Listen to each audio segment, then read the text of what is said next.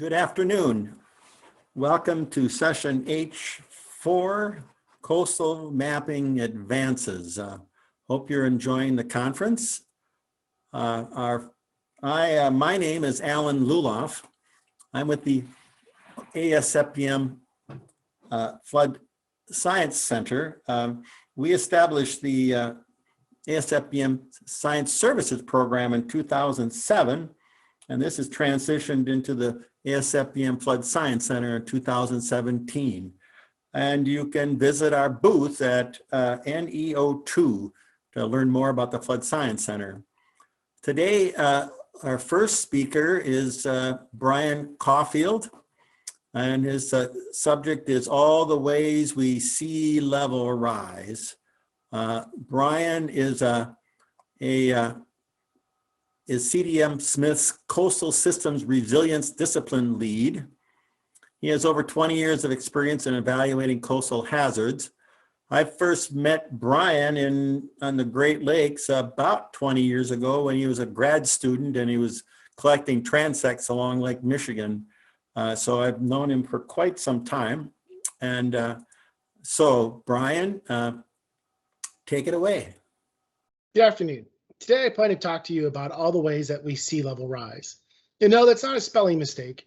This is actually a discussion about how sea level rise is provided by different agencies throughout the federal government and state agencies, and then think about the different projects or implementations we can do to evaluate the risk associated with sea level rise and determine how we can incorporate that as part of our mitigation or adaptation strategies. First, the outline is I'm going to talk about the coastal systems drivers and trends. We'll talk about sea level rise itself, and then talk about that risk and vulnerability assessments. What are the issues with respect to coastal systems drivers and trends? 40% of the global population lives near the coast. 52% of the US population lives in coastal counties. And tidal surge is increasing with tropical storms, hurricanes, and nor'easters, and we're seeing increased intensity of these events as well. We also are seeing coastal estuary and coastal wetland degradations. We have total maximum daily loads in place, such as in Chesapeake Bay, to help improve the overall water quality. We're seeing the Gulf of Mexico anoxic zone change every year. There's the Florida Bay and Everglades, where we're experiencing the red algal bloom and the red tides. We have the Deepwater Horizon oil spill, resulting in monies now being spent in the Restore Act and the natural resources damage assessments.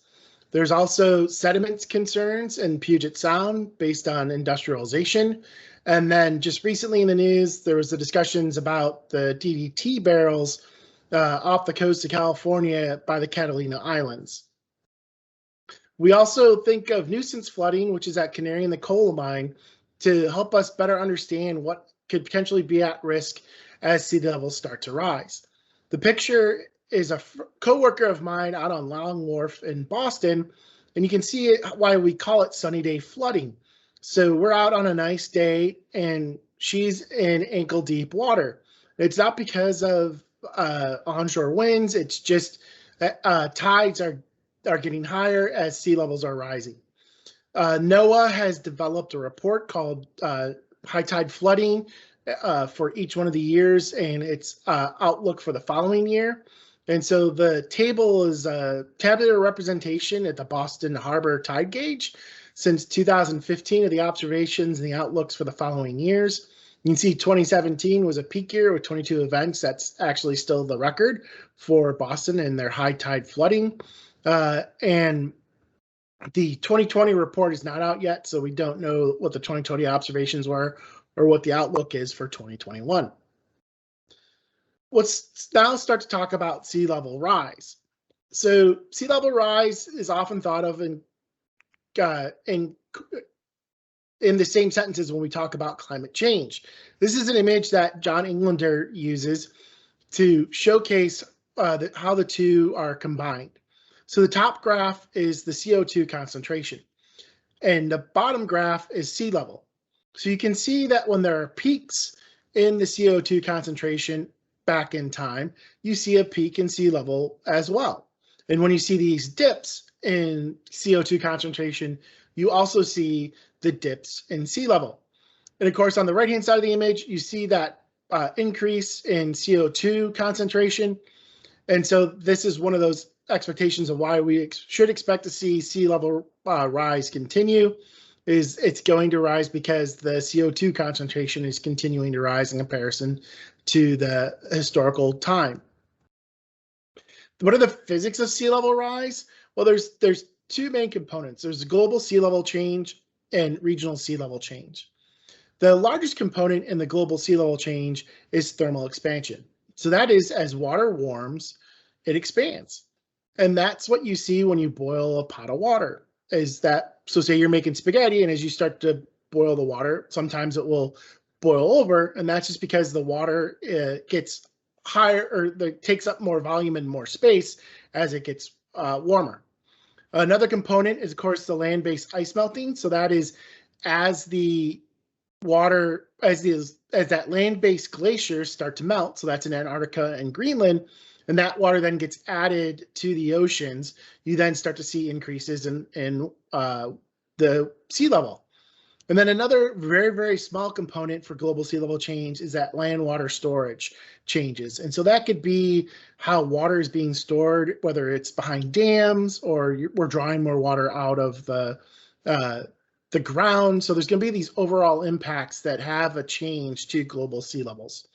There's also regional sea level changes that occur. So you have vertical land movement, which is what we always think of as that relative sea level rise. That tends to be the subsidence that we see along the majority of the coastlines of the United States. And then there's those few gauges where we're seeing still tectonic uplift. So that's you're not seeing as much sea level rise in those scenarios because the land is still rebounding. So that could be like glacial isostatic stuff, so that the glaciers that sat on top of the land is now that the glaciers are gone, it's still rebounding. We also have a dynamic sea level change, and that's because as the water increases in temperature, we're seeing changes in the currents themselves. So the temperature differences aren't driving the currents like they used to. So currents are slowing down, and as those currents slow down, less water is being moved, less water is being, and therefore water is kind of sitting along the shorelines, not being pulled. So we're seeing changes in the water surface elevations as a respect to changes in the dynamics of the global currents. And then, as we already talked about those ice melt effects and the water being added, that water also changes the overall mass balance of the Earth. And so as that mass balance changes, as the water is moving from the poles, Greenland and Antarctica, to the oceans or central portions of the globe, they're seeing changes in how the Earth spins and rotates, and therefore tidal bulges are somewhat changing. So there's an overall impact as that water melts off of the land. When we talk of that thermal expansion of water, it's what's called a steric height. And the way NOAA is currently observing steric height is they've got buoys called Argos, which are these floats that they just drop into the currents and let them float around the globe. They measure water temperature and salinity at the surface, and then they go down through the water column and measure that as well, and then come back to the surface and relay that information via satellite back to NOAA. And they're able to take all this information of the temperature changes of the oceans and look at then how those temperature changes are resulting in changes of thermal expansion. And so they've got that plotted. NASA has taken this information and plotted it because they're using the steric height as part of their overall assessment when they're looking at how their satellites are currently working. And I'll get up to that in a little bit. NOAA, of course, has also been observing sea level rise since they've deployed their instruments. This is the Boston, Massachusetts gauge showing the sea level trend since the 1920s. It's currently just under 3 millimeters per year. And NOAA is also, of course, involved with the national climate assessments and helps develop what the sea level rise curves are. They report that information in these reports of global and regional sea level rise scenarios for the United States. This is the 2017 report. The first report was 2012. They're currently working on the next national climate assessment. And so the expectation is that we would see a new report or new sea level rise curves in 2022. As I mentioned, NASA is already involved also in sea level rise assessments. So they've been observing sea level rise with their satellite altimeters since 1993. They also then in the mid 2000s deployed these gravity anomaly detecting satellites called GRACE that were used to observe how the mass balance was changing across the globe. And then based on these anomalies, they were able to determine how the mass of the oceans was changing. And they were able to determine then how that resulted in a millimeter per year increase. When they combine that with the thermal expansion from those Argos, they're getting pretty close to what the overall altimeters are observing. They're off by 4 millimeters as of right now. And so there's just a little bit more that they have to, that they're trying to determine physically where that's coming from to be used as part of the analysis. NASA is only going to be involved in really the global sea level. Their instrumentation isn't designed to get us down to the regional sea level information. That's going to come from other sources.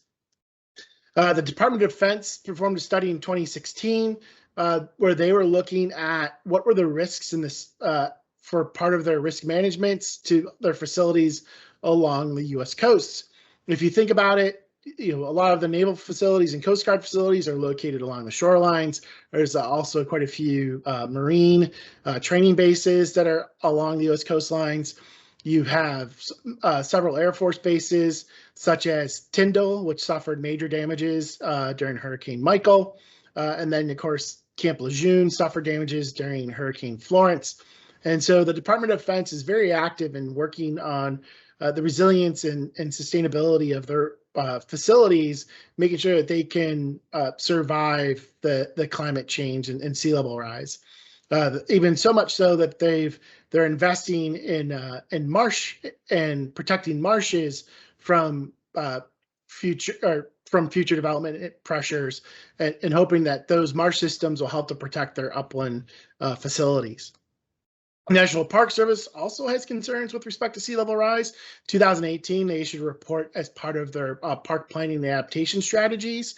25% of the National Park Service's units are along our national park units are along ocean coastlines. Sea level rise and storm surge pose risks to infrastructure. So that's thinking of like the park roads or any electrical distribution or water distribution or sewer that's a part of the park itself. Archaeological sites are at risk as the in situ materials are being eroded away, and those archaeological materials are being lost out to sea. Lighthouses, of course, at risk. So you think of Cape Hatteras. Forts are also at risk. You think of Jamestown. And other historical structures are at risk. So the rest of the facilities at Jamestown are at risk of eroding away. The Corps of Engineers has developed a calculator that we in the engineering community use quite often when trying to develop what are those future risks. You have the ability to select one of NOAA's existing sea level trend locations. You then can choose one of 5 curves. So there's the 2 NOAA curves, that's NOAA 2012, NOAA 2017, and then 3 Department of Defense curves. So it's 2 Army Corps curves and 1 curve associated with that Department of Defense report from 2016. And then you get a curve that you can use to help establish, based on future years, what your expected sea level rise is, and you can use that as part of your developing your project to mitigate flood risks. FEMA has not developed any materials necessarily right now related to sea level rise, but after the Bigger Waters Act, the TMAC was established, and TMAC, the Technical Mapping Advisory Council, said that FEMA should be developing recommendations for incorporating best available climate science and flood insurance studies and maps, and that the information that's being used should be the best available methodology when considering the impacts of sea level rise and the future development of flood risks. And so that's still something that's out there. It's something that still is being evaluated, but it's something that we're continuing to work on and come up with answers. States are very heavily involved in sharing the information as best as they can. This is the Massachusetts Resilience Clearinghouse website. The screen capture that I've selected here is for the 4 closest tide gauge stations from NOAA that are part of this clearinghouse. What you do is you're able to select the sea level rise curve and the sea level rise year based on 10-year increments, and it will tell you what is the expected sea level rise at each one of those locations, and you can determine which location is closest to you and use that value to as part of your project. Massachusetts has also developed climate projections. This is a report where they're actually digging deeper into more than just sea level rise. They're looking actually at temperature changes in the future and precipitation changes in the future. So it's truly climate change impacts, but they've also included sea level rise it changes at the gauge stations. And it's being provided in a tabular format that with information at median and likely ranges or kind of this extreme range, and you're able to select what your design scenario is and which of the sea level rise scenarios you want. They're providing the median or the high scenario at this point in time. You just go into the table and you can then select one of those values, and that tells you what the expectation is for mean sea level based on 2020 at that future time. Maryland is doing something similar. This is a report also from 2018. They're providing estimates again in a central estimate of 50% and a likely range, and they're providing the scenarios of 2030 and 2050. And then as you go out into further scenarios, they're looking at changes to whether the Paris Agreement's in place and therefore you have reductions in carbon emissions, or if the carbon emissions are stabilized, or if the carbon emissions are growing. So there's these multiple estimates that you can use based on your risk level and other information to try to develop what can be done as part of your mitigation strategy. California has similar tables from their sea level rise guidance. This is the table for San Francisco Bay. They have 3 boxes highlighted. They've got the low risk aversion, the medium to high risk aversion, and then this extreme risk aversion. And of course, that extreme risk aversion is something such as if you're doing a project that's associated with contaminated materials, you don't want the material coming back out into the environment. So you're going to implement the highest scenario possible and make sure that you're being able to provide protection against that. So it's similar to what happens in the Nuclear Regulatory Agency, where they're looking at, or Nuclear Regulatory Commission, where they're looking at making sure that no material is ever at risk from sea level rise. Louisiana is another state, of course, that's very concerned about sea level rise. They are having large amounts of land loss. They're expecting in the future losing almost 4,000 square miles. So they've developed a master plan, and that master plan includes analyses associated with sea level rise. They're currently working on the 2023 master plan, but that master plan develops projects and determines the cost to implement that project, looks at how that project can develop and reduce flood damages, and how much acreage of land is being created. And so if you remember, we showed almost 4,100 or just over 4,100 square miles of land loss. And at this point in time, they're only able to do 802, or about a fifth of the land that's being lost could potentially be created. Let's talk about these risk and vulnerability assessments. So some other ways of how do we take the information from sea level rise or look at it and see it in a different format. So NOAA has their sea level rise viewer. This is one of the tools that's excellent for users. It's great visually. You just zoom into your area of interest. You're able to select sea levels on whole foot intervals relative to the current mean high water, and you can see how much inundation happens. So the image here is for the city of Boston, and I've selected the 5 foot mean high or relative to mean high water sea level rise scenario. And what you start to see is you realize that Boston at one point in time was a series of islands that were connected via landfill, and you're starting to see those areas going back to the ocean. USGS and their Coastal Change Hazard Portal also has sea level rise material that's available for use. There's the coastal response likelihoods. So that's where you look at as sea levels rise, what's the expectation of changes to the upland portions of the shorelines? Is it a high expectation or a low expectation? There's a coastal vulnerability index. So that's looking at all the potential, not just sea level rise, but waves and tides and a few other materials, and the determination that is based on that, what's the risk then? So this again is Boston, and we see a high risk based on those scenarios. They also look at shoreline change forecast. So that's the expectation of with sea levels rising, do we expect to see large changes of the shoreline? So it's not like a future projected position, but it's actually just an expectation of will the shoreline change or not. And then they also are looking at salt marsh vulnerability. That's where they're taking the combination of the vegetated and unvegetated and developing a ratio, and that then kind of shows the healthiness of the marsh and the expectation of how it will respond as sea levels rise. The FEMA flood insurance studies can also be used if you're trying to do some sort of an assessment. So you know that the information is being developed on tides and waves and topography, and we can take that information and move it into, we can modify that information based on sea level rise, mostly the water levels, and move that into transect-based analysis. So you may have to update what the transect looks like, thinking about whether or not there's going to be some sort of additional erosion in the future in response to the sea level rise. But you can then get what that future total water level might be, and that's using those future conditions and developing then a risk map that can be used in some sense to show the expectation of future water levels and wave conditions and what that future sea level impacts are on coastal floods.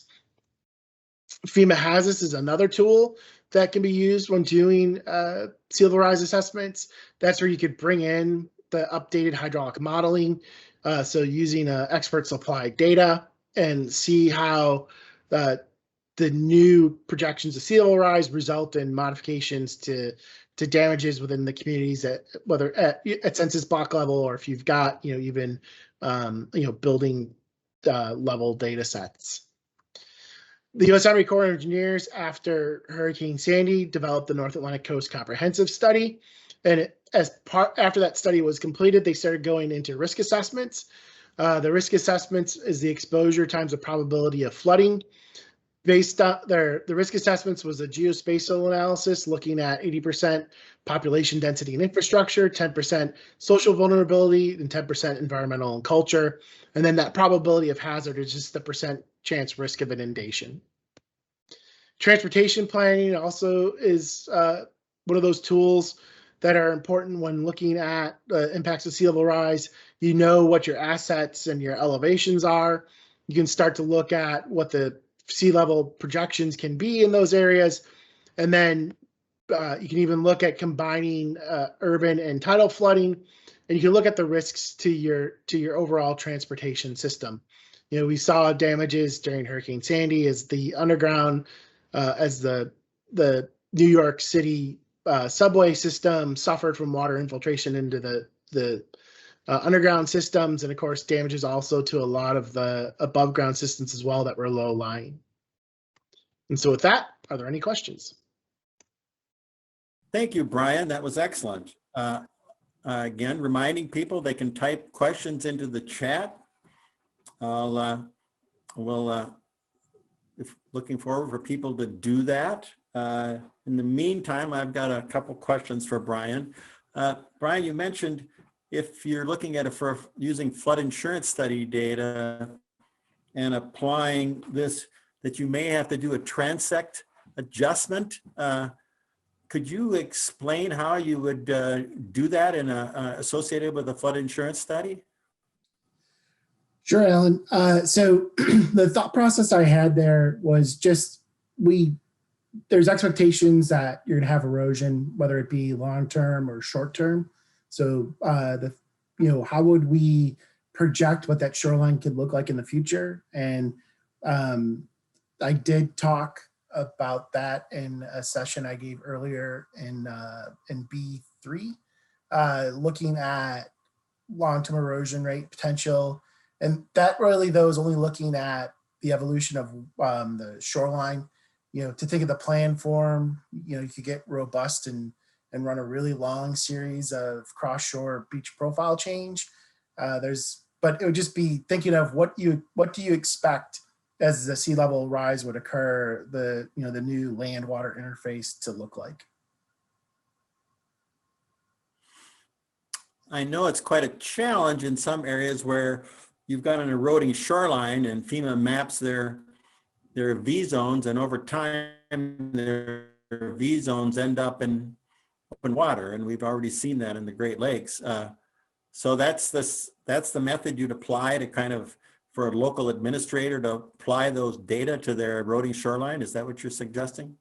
It's not suggesting that that's what they'd have to do. I mean, as we all know, of course, at the end of the day, from the flood insurance rate maps, those are, the regulatory product. But I feel like if someone's trying to do something from a planning perspective, they can look at, what could it look like in the future with sea level rise, and they can just kind of leverage that data as something to use, if they don't want to develop something else.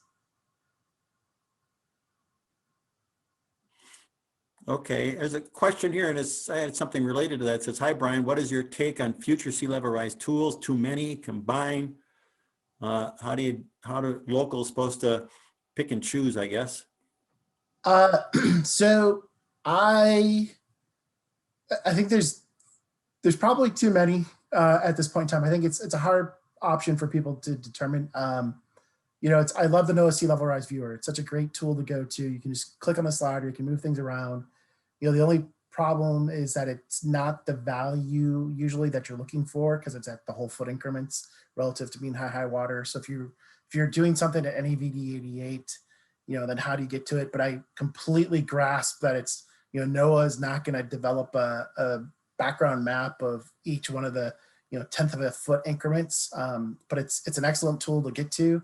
I love the information being provided by USGS right now, because it's different. It's like they're looking at it from a new standpoint, from the geological hazard standpoint.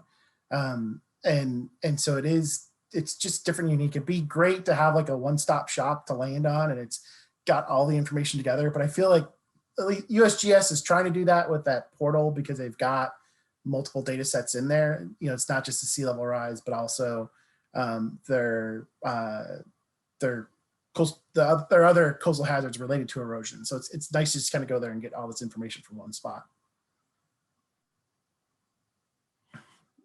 Okay, another question came in. Somebody made a comment that it's a very comprehensive list. It'd be nice to see it turn into a list that can be shared on a portal, perhaps with states being able to filter their recommended approach.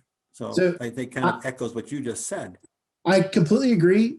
Actually, it was a question I asked of Jeff Stone that didn't get asked, mainly because I think Lori from NOAA was the host. I think since she was part of the project, she said, no, let's not get Brian's question in there.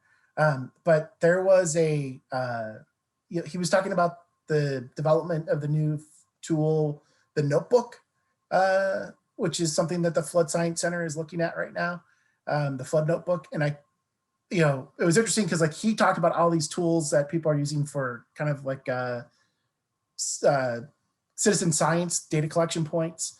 And it's, trying to take this information and combine it together. And something I learned about yesterday is a site called Gulf, Gulf, Tree, TREE, and the tree is capitalized. And that is something that was being developed for the Gulf Coast states to kind of help them. Like you could select, I want to know more about flooding, and you choose your state and flooding. And then it gives you like the different sites that have flood information associated with your community on there. So that was a great tool to get to. I thought that was kind of interesting, and I feel like it seems like there's a lot of that going on right now where we're providing a lot of information to the end users, but it's how do we clean up how that's being provided and improve upon what people can know about and use and apply. I definitely, if I can find the time to develop a website, I will. Like, here's but as Jeff Gangai, who will be presenting later today, also knows, there's a thing called Coastal List, and we used to have a website maintained by the University of Delaware's Coastal, and it was just like a link of all the lists and pages you could go to that were of use to a coastal engineer. As a grad student, it had every company, that you could potentially look on to get a job with, and different programs that had coastal engineering. So I feel like something along those lines, it's just like that landing page of all the information out there would be fantastic. One quick final question. It says, I may have missed this, but were any of the resources stations you summarized not on the open coast, but in estuaries? No, I was looking mostly at in the Boston and other areas. Okay. All right. Well, thank you, Brian. That was excellent. And now we'll move on to our next presentation. And the next presentation is Holding the Line Sustainable, Retreat as a Means of Defense. And this is being presented by Jennifer Pongratz. She's as an environmental scientist with the Shoreline and Waterway Management section of Delaware's Department of Natural Resources and Environmental Control, and is a certified floodplain manager. And I guess take it away, Jennifer. Hello, I am Jennifer Pongratz, and I work for Delaware's Department of Natural Resources and Environmental Control in the Shoreline and Waterway Management section. My primary job function is regulating construction in the beach area. In today's presentation, I'm going to show how we analyzed our 40-year-old building restriction line for relevancy in today's world and questions we have about changing how this line is mapped or how it is generated. I mentioned retreat in my title to catch one's eye because the idea of strategic retreat can be quite a controversial topic. But in this presentation, I am referring to baby stepping that retreat. It might still be considered controversial to those it could directly affect, but on a more global scale, it is not as provocative. For anyone who is not familiar with Delaware, Delaware is located on the East Coast in the Mid-Atlantic region. It is the second smallest state. It's so small, I could probably point out where President Biden's house is, but I'm not going to do that. The defined beach area is about 59 miles long. 34 miles are on the Delaware Bay coast and 25 are on the Atlantic Ocean coast. It extends 1,000 feet landward and 2,500 feet seaward of the mean high water line of each, the Delaware Bay and the Atlantic Ocean. The General Assembly recognized that Delaware's beaches were rapidly deteriorating due to a combination of both natural processes and the continual encroachment of humans, and they declared beaches to be valuable natural resources, which provides recreational opportunities and storm protection for persons and property. In 1972, they passed the Beach Preservation Act. This was prompted by the nor'easter of 1962, also known as the Ash Wednesday storm, which was Delaware's worst natural disaster at that time. After much devastation, it served as a wake-up call, and it was determined that protections were needed to be in place for the natural line of defense, and regulations were promulgated as a result of the act. There are three major threats to Delaware's coastline: erosion, or the wearing away of beach by water and wind, coastal storms such as northeasters and tropical cyclones, and sea level rise. Several studies show that Delaware's shoreline is generally receding. In the mid-1970s, there was a push to conduct beach fill projects on these Delaware Bay beaches. Despite efforts to mitigate erosion in these areas, the beaches and dunes have continually suffered a loss. Continuing to nourish these Delaware Bay beaches has its share of challenges, such as lack of dedicated funding, available sand sources, and working with time of year restrictions for environmental concerns. The rates shown on this slide are taken from a U.S. Army Corps of Engineers study, a master's thesis, and reports done by CB&I, Coastal Planning and Engineering.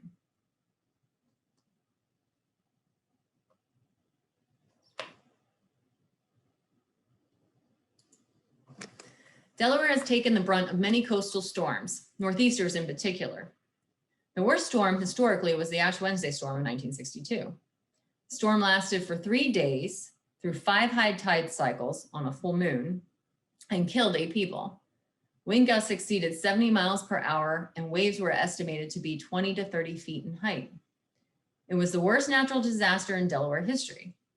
Since then, Delaware has had several storms of record, but not quite as overall devastating as the storm in 1962. In just the last decade, Delaware has had coastal storm damage from at least 11 storms.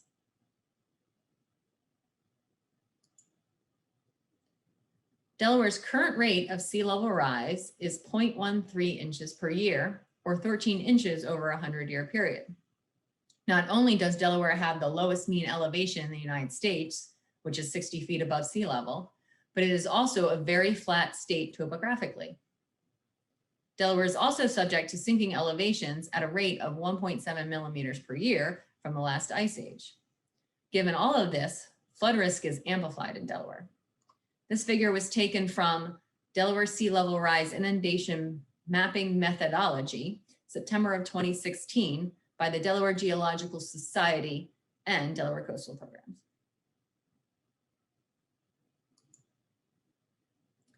Less than natural, another threat to the beach and the dune system is the development of beach communities.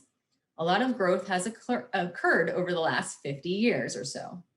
What works as a nice reference point in the succession of photos that I'm about to show you is the building setback line is shown in red, and that will be static throughout the progression.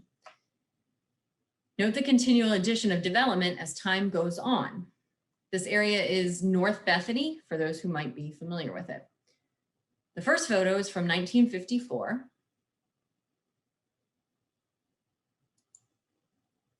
This is 1968.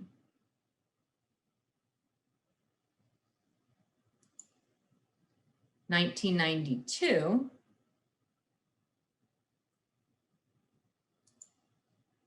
2002. And 2017.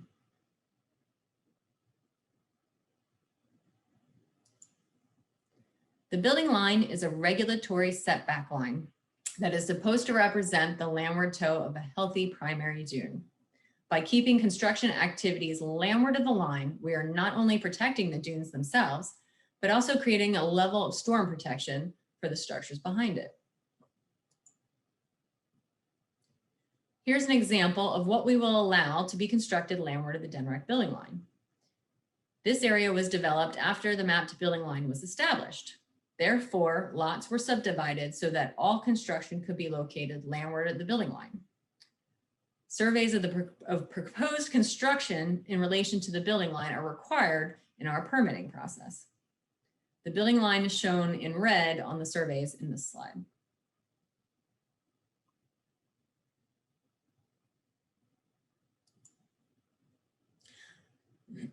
Excuse me. Prior to 1981, the building line was determined by a site visit by a department representative who found the landward toe of the dune and designated it as the line past which no construction shall occur. For a few reasons, it seems a mapped line would be beneficial. For one, it gave an expectation of what could be built on a bayfront or oceanfront lot.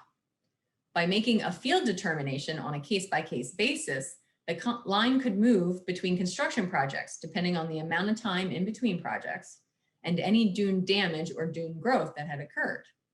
Property owners were feeling inequities regarding their buildable space. By providing a mapped line, they knew that future construction on adjacent properties would be held to the same line that they were. The building line is based on topography. Here's an example of what our official building line maps look like. A little dated, I know.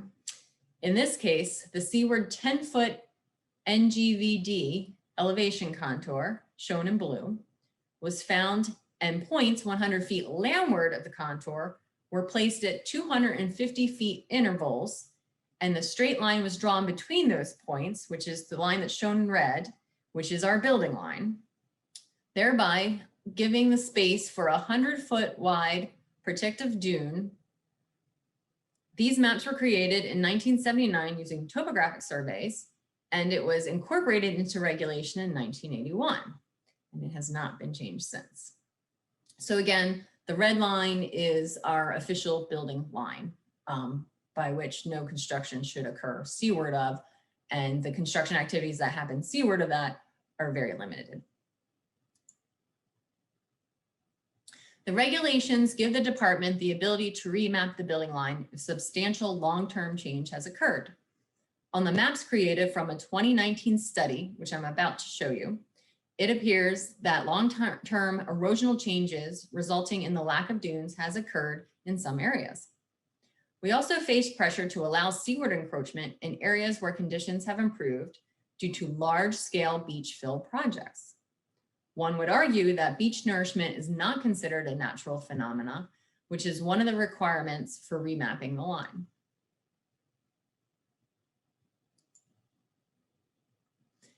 In 2016, the regulations were revised to reference a current vertical datum in the formula for the building line.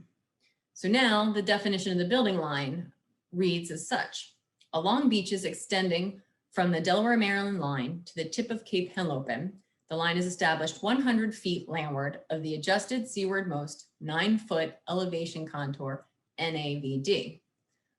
Along beaches extending from the tip of Cape Henlopen to Rosemary Street and Prime Hook Beach, the line is established 100 feet landward of the adjusted seawardmost 6-foot elevation contour, NAVD. And along beaches extending from Rosemary Street and Prime Hook Beach to the Old Marina Canal north of Pickering Beach, the line is established 75 feet landward of the adjusted most seaward 6-foot elevation contour, NAVD. The reason for the differences in distance from the contours and the difference of the contours for the southern beaches to the northern beaches is, for one, the elevations are a little higher along the ocean coast as far as where the seaward toe of the dune is, which is what that 9-foot elevation contour is supposed to be.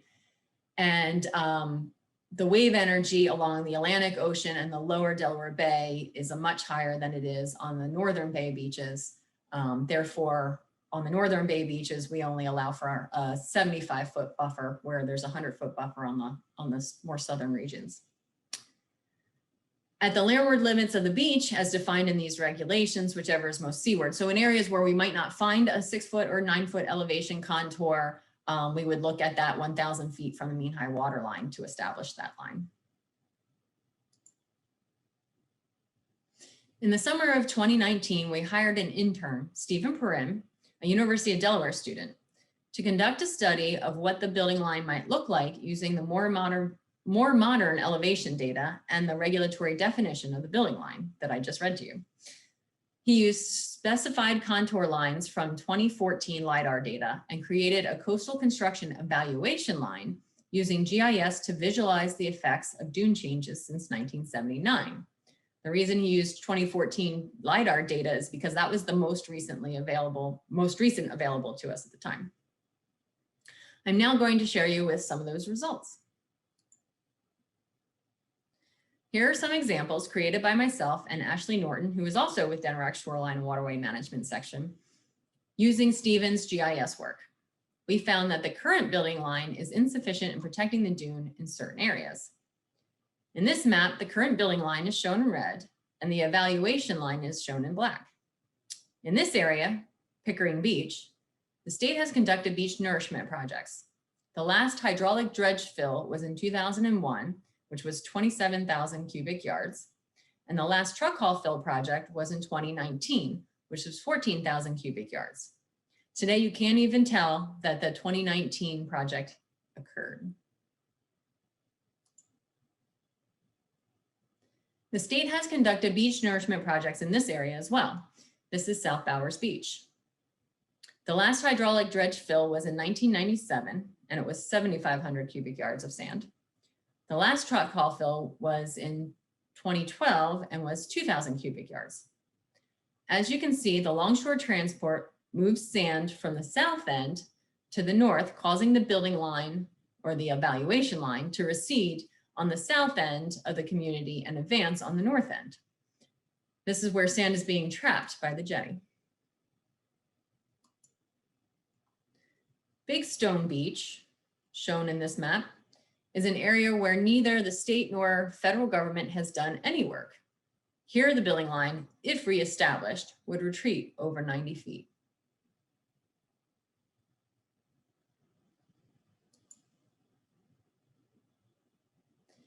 In some areas along the Delaware Bay, enough erosion has occurred that a dune system no longer exists. The beach transitions straight into marsh. In these areas, it is hard to find a 6-foot elevation contour, and therefore a building line cannot be mapped using the formula in the regulations. In this map, the black line is the 6-foot elevation contour, NAVD. The yellow line is the evaluation line, and the red line is the current building line. As you can see, a lot of change has occurred here. In areas where there is a federal project agreement, if mapped today, the building line would move seaward. On this map, the red line is the current building line and the yellow line is the evaluation line. This particular beach is Fenwick Island, which has been nourished as part of the federal project in 2011, 2013, and 2018. In 2018, 270,000 cubic yards of sand were placed. On the advisement of entities such as the National Academies of Science, the state of Delaware has taken the stance that the building line should not be remapped in these areas that have federal nourishment projects that are continually occurring, should not be using the building line format or the current format to reestablish the line. Another caveat of this is the difficulty in communicating risk in areas where the dune appears to be growing. If nourishment funding and projects were to stop, this would not be the case. So we don't want to rely on the interference of humans by doing beach nourishment work to establish where we should be protecting our dunes. The building line is a tool for us to use to prevent damage to the dunes from humans, but there's also the concern of coastal storms, chronic erosion, and sea level rise. As I stated earlier, in order to attempt to manage that threat, we do beach fill projects when needed and when funding is available. Here is an area where getting equipment between the water and the houses is challenging. All of these houses were constructed landward of the current building line map.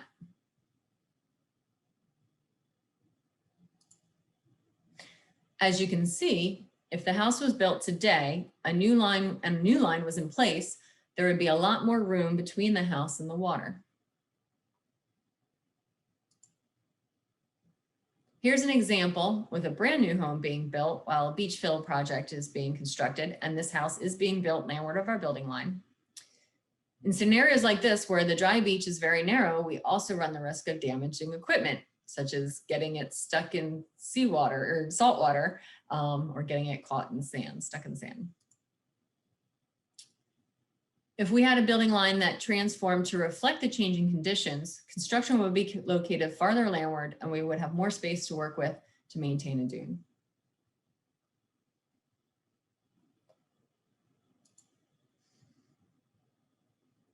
Our permitting process has recently seen an increase in attention from Delaware's Division of Fish and Wildlife regarding environmental concerns over habitat, feeding grounds, and breeding grounds. Without the buffer of a healthy dune, construction activities along the shoreline could impinge on essential wildlife habitat. This could cause time-of-year restrictions on construction or on management practices to diminish negative impacts to wildlife, increasing the complexity of the permitting process. This exercise has shown us what remapping the building line would look like with the existing formula for the building line. The regulations also allow us to only move it in areas that are currently plagued by erosion. We have yet to discuss what other methods for determining the line could be.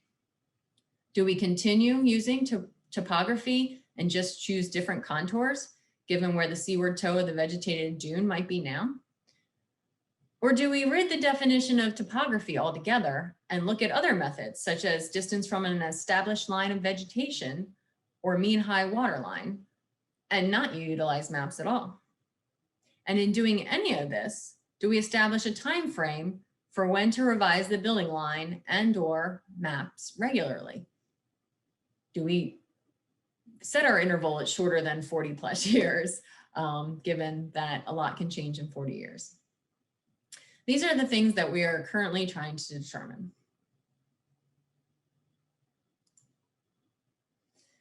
Thank you for attending my presentation. I apologize if this presentation left you with more questions than answers as to baby stepping retreat, but I look forward to answering your questions and receiving any comments that you may have. Please also feel free to contact me at the email address and the phone number shown. Thanks. Well, very good presentation, Jen. Thank you very much for that. Waiting for some questions to come in, so please submit your questions in the chat. In the meantime, I do have a question. So I noticed some of your structures were built seaward of your construction line. How do you handle these legacy structures, and if there's somebody that builds between them, what setback do you require for them? Okay, well, those that pre-existed our building line are grandfathered in a way. However, if they are substantially improved, substantially damaged, or torn down and rebuilt, they are subject to current regulations. In cases where there might not be the ability to move all new construction landward of our building restriction line, we do have a formula that they have to follow to rebuild in designing the structure that they have to follow, which basically the purpose of that formula is to pull all construction as far landward on the parcel as possible. So if you have a structure that say is destroyed by fire, and you've got two structures right next to it, do they still have to then go back and even though that their neighbors on both sides will be 40, 50 feet seaward of them?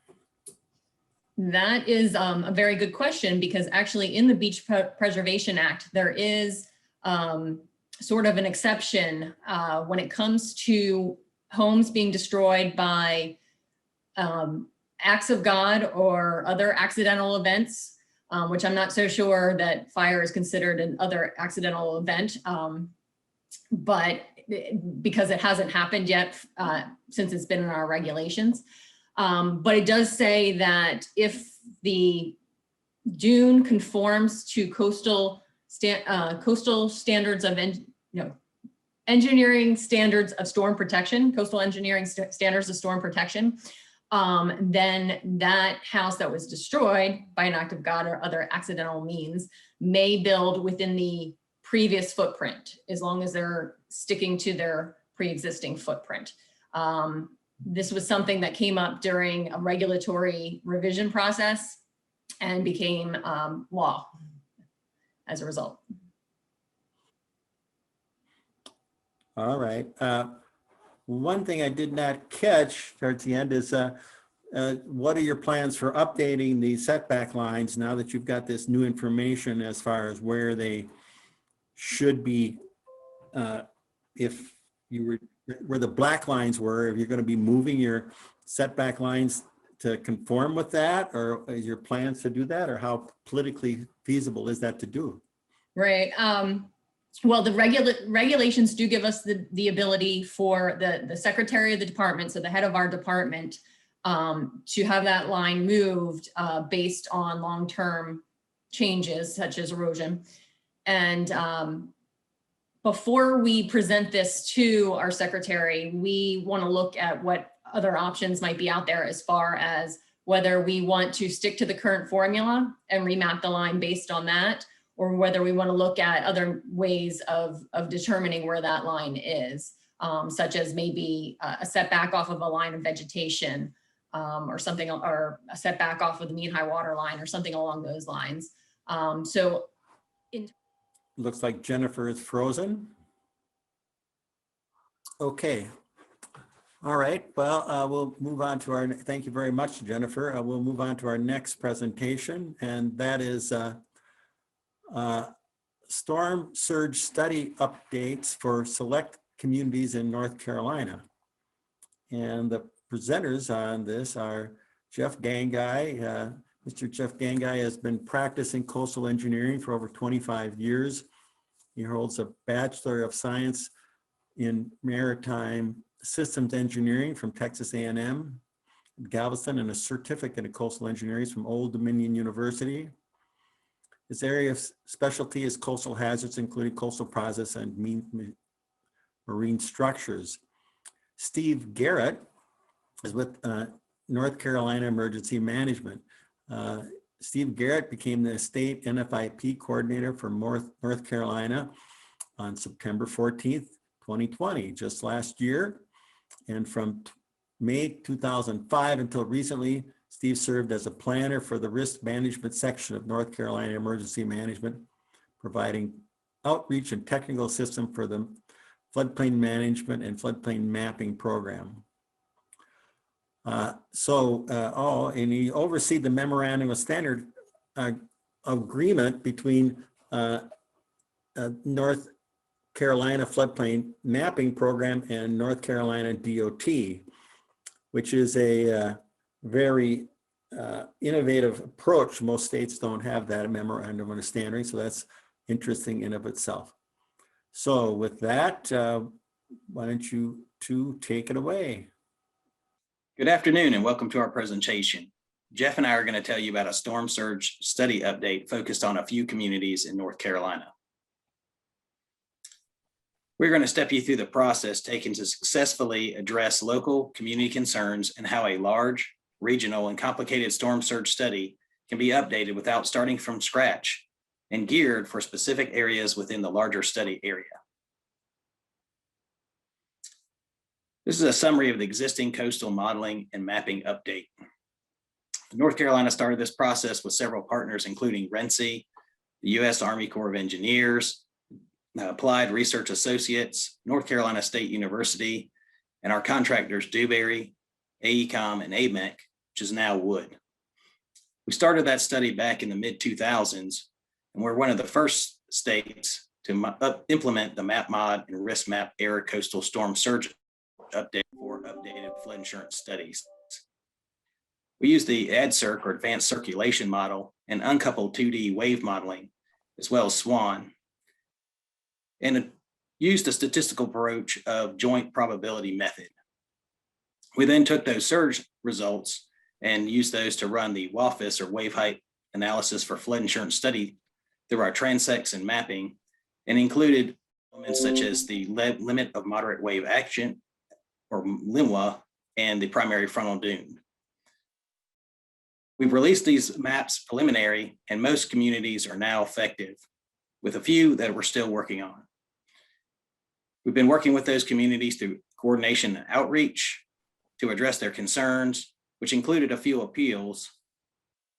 And we've had no special problem reports on our panels requested at this time.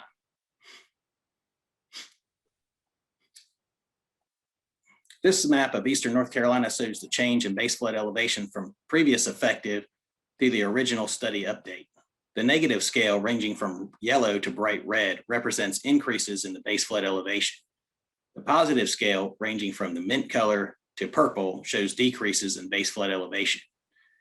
Note how the highest increases are in the inland areas around Onslow and Carteret counties, around the central southern part of the map.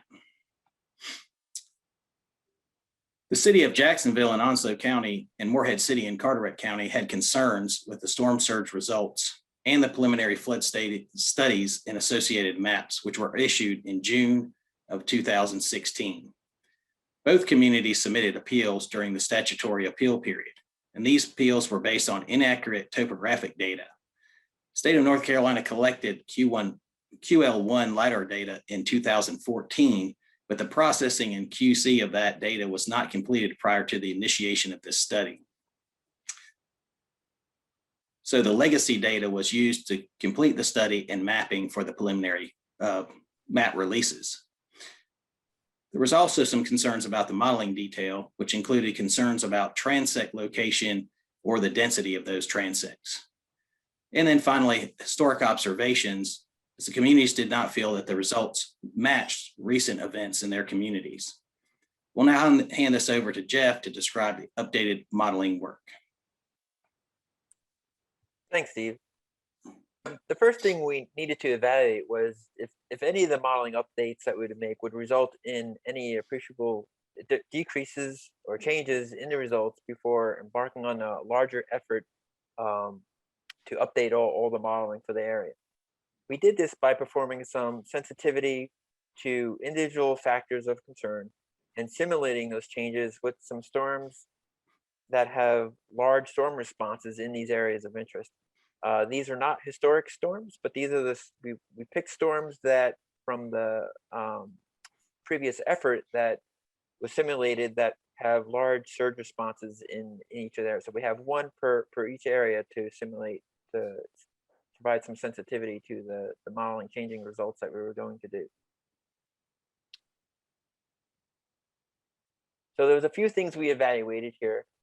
This shows the definition of those sensitivity storm runs that we made. The existing, of course, is the original study results. And then we had, we were going to update the modeling system. So we now have a ADCIRC SWAN coupled modeling system. So the surge modeling and the wave modeling are now fully coupled where they're interacting with each other versus previously where they were run in an uncoupled way where you have to pass the modeling results to that other model in between simulations. And also there was an update to, or a correction made to directional wind reduction coefficients that are applied to the model that reduce the wind speeds as they progress over land. So we're calling this our baseline condition. So we're re-baselining existing with this modeling system update. Next is scenario A, which was just a model mesh resolution update. So we just updated the model mesh resolution and nothing else, and did some sensitivity to that, and that we call scenario A. Scenario B is updating just the topography and bathymetry of the areas. These are the topography information was updated using the 2014 LiDAR data, and bathymetry was newer channel and navigation surveys, mainly from the Army Corps of Engineers. And then scenario C is putting both of those together, both the mesh resolution update and the topographic and bathy update together into a single run update, and they compare those combined results to our baseline and existing results. So first we'll take a look at Morehead City and Beaufort area for the changes. So on the left here, you see the existing, and on the right, the update to the model mesh and topography and bathymetry.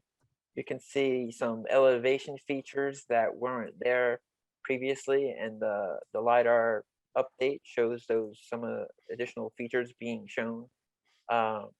Also, with the mesh resolution, you can see the channels being much more defined. You can see some channels that maybe had shallow elevations or were not quite connected through, and now we're updated that so that those channels are fully defined through some of these areas. And so this is the first comparison where we're comparing the baseline, so that updated modeling system to the previous existing study results of that one single storm simulation. So this kind of shows in this area both increases and decreases. You can kind of see those popping up here of up to a foot or so just from the update from this modeling system. The next here we're showing to some of the scenarios and the differences. So on the left is the mesh resolution update, scenario A. So not much difference there around the open coast and into the bay, but you can see some decreases there in the blue. And those are mainly due to better defining the channel that connects that bay up to the north to the new river to the north. That channel eventually comes up and connects up in there. So this allowed a greater amount of water to kind of get released from the bay and progress up that channel and exit the bay. So it allowed some of those elevations to decrease in that area. On the right is the topography update.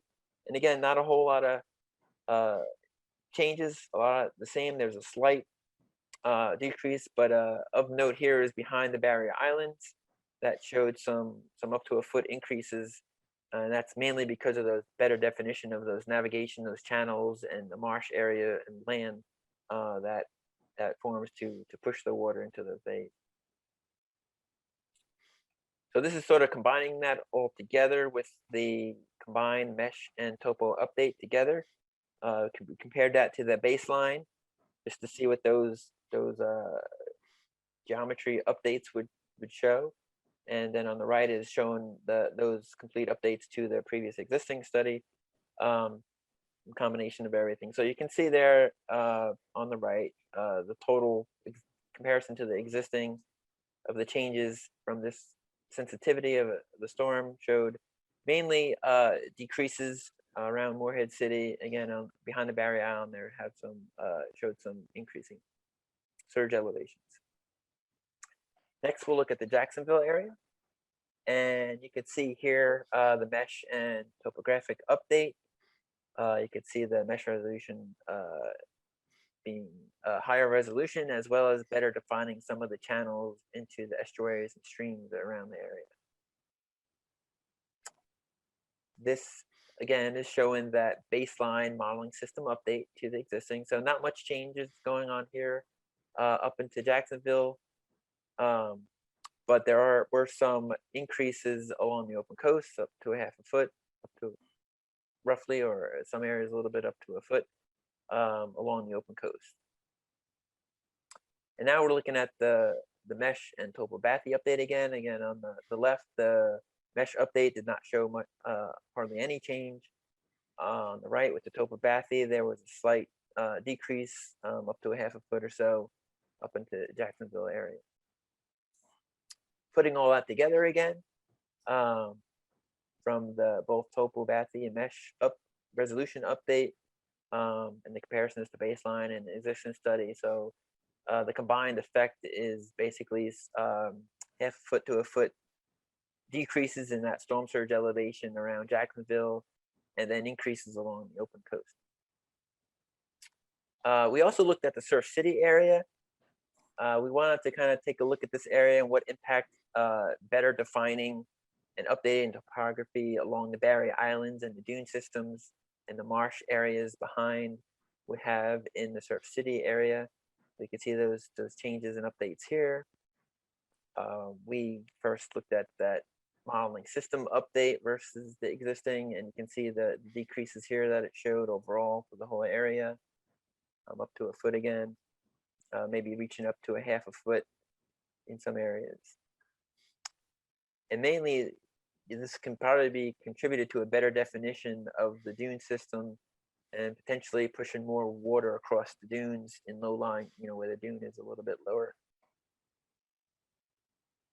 So here's again the mesh update and the topography update in the Surf City area. Not much change with the mesh update, but a little bit of an decrease with the topography update.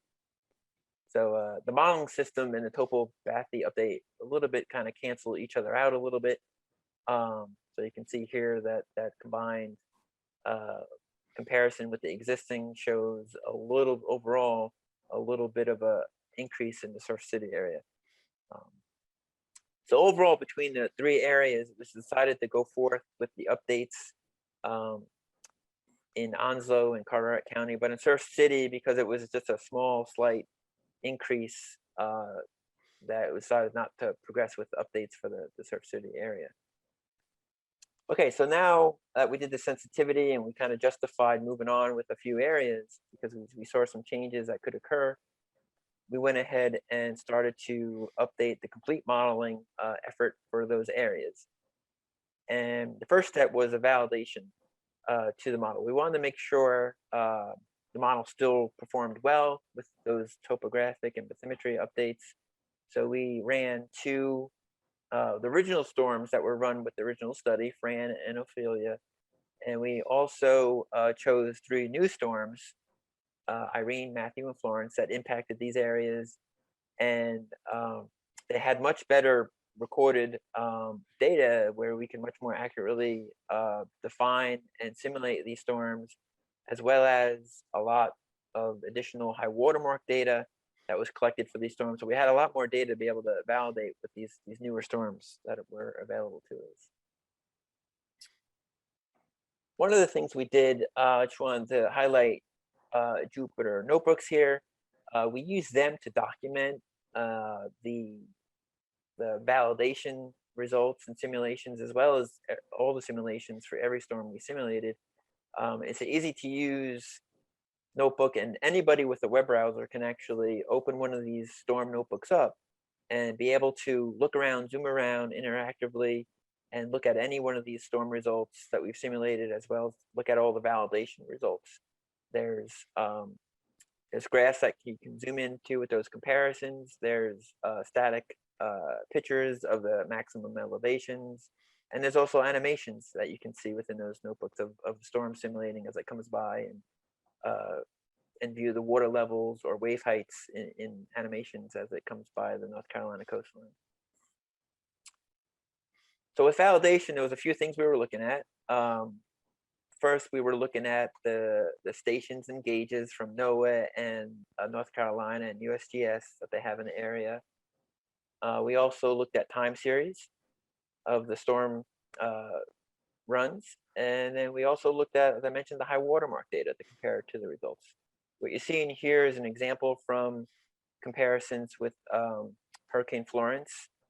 Overall, with all the storms, we felt we were doing fairly well with the validation, and the results were appropriate and matching the historic data.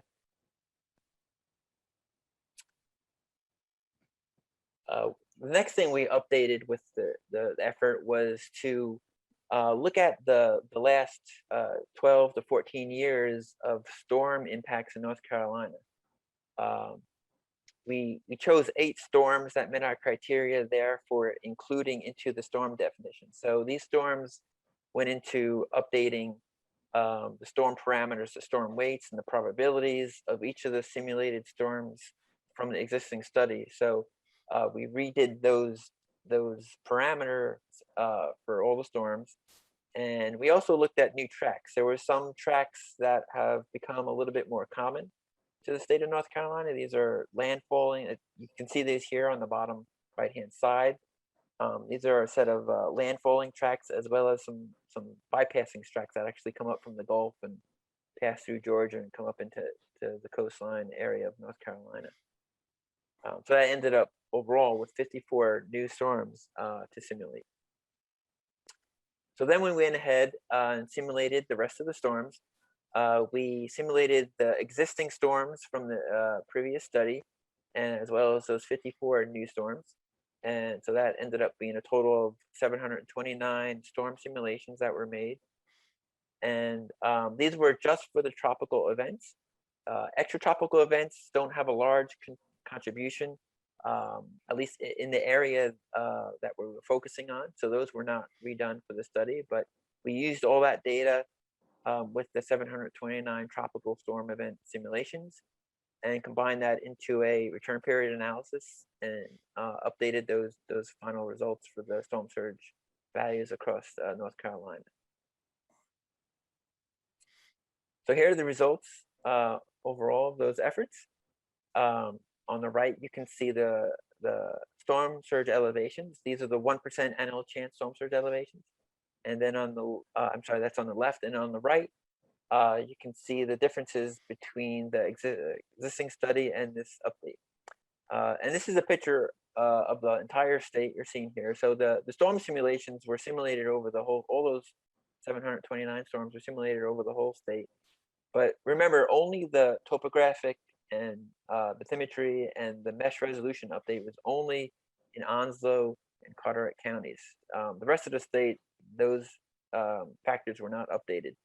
But you can still see the differences. We wanted to look at the differences overall that the modeling system update and the new tracks and storms we simulated would have on the rest of the state. So let me zoom in here a little bit to our focus areas. This is Jacksonville area. Same graphics being shown of the 1% surge elevations on the left and the differences on the right. Here the storm surge elevations dropped from the existing, and they were around 11 feet, and they dropped down to around 7 to 8 feet in the area. So it's 3 to 4 foot elevation drops that were seen to the 1% surge elevations for this area. Next, we're gonna look at the Carteret area in Carteret County. And you can see here also some decreases overall in the middle. These were not as significant or as large as the Jacksonville area, but roughly around half a foot to a foot decreases in the 1% surge elevations. Again, you can see that decrease, a larger decrease up north, where that canal was better defined to push the water out, release the water, have you from the bay to push it up to the north. So you see some up to a foot or more decreases up in that area. All right, I'm going to hand it over back to Steve, who's going to wrap us up. All right, thank you, Jeff. The North Carolina Floodplain Mapping Program recently met with the communities that initiated appeals and others that may be impacted by the revised results. The communities were appreciative that their concerns and appeals were taken seriously and action was taken to address those concerns. They have agreed to move forward with the new coastal modeling, including the WAFIS runs and mapping using the revised surge analysis. And to wrap up our presentation, the key takeaways are engaging and coordinating with communities is key to a successful project, as well as addressing their concerns and appeals. The surge model is sensitive to the refinement of the mesh resolution, as well as the topographic and bathymetric data and other variables. We were able to successfully update the regional storm surge model efficiently, and those updated results match observations from recent extreme storm events, validating the model revisions and improving community confidence. We thank you for joining us this afternoon. Well, that was very interesting, gentlemen. Glad to see that you were able to update those areas where there was problems. Again, I ask people that are attending to post their questions in the chat box, and we'll pass them on to the speakers. I guess I have a couple questions. First, Jeff, you mentioned these Jupyter notebooks. How many of these were developed, and what are they, and where can people get them or access them? Well, it's a really a way to contain some programming language and be able to visualize that, and also and to be able to bring in displays and view data. So you need some programming behind it to create them, but once they're created, anybody can open them up in a web browser. Anyone who has a web browser, once one is created, can open them up and view the information that they contain inside it. So if you think about storm surge modeling and all these huge files that they create, not everyone has the capability or software to be able to open up a text file and create a visual from that, from an output from a storm. So creating these creates a way that people can easily, if they want to see the results from one particular storm or another, they can quickly open this up just with the web browser and be able to see those results from that one storm. And where can they access these? I mean, there's a website where you can, that Jupyter Notebooks has, that you can get the architecture and software and learn about them from. I don't know the website off the top of my head, but you can Google it. No, I meant the ones for North Carolina. Oh, specifically where for the could state. people? Oh, I see. So I mean, the state hasn't made these publicly available at this time. They may in the future, I'm not sure, but right now they're just part of the study package that they have for this revised study. So how many you developed? 729 for those production storms we ran, plus the 5 historic events that we ran. I see. So it's really mostly for North Carolina staff at the moment, not for public access. That's right. Yeah, we used it to help validate, to look at all the runs and help make sure all the runs were completed appropriately and nothing, happened during those storm runs. Okay. All right. Well, we have a question that came in from Tyler. It says, with the somewhat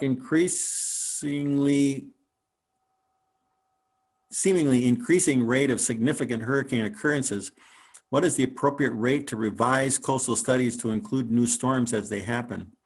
Or would one major event have a statistical impact on the current analysis? Right. Yeah.